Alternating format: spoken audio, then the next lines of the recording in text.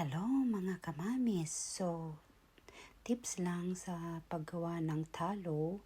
Dapat yung fat ninyo ay frozen siya para mas madali matanggal yung mga parang plastic nung taba.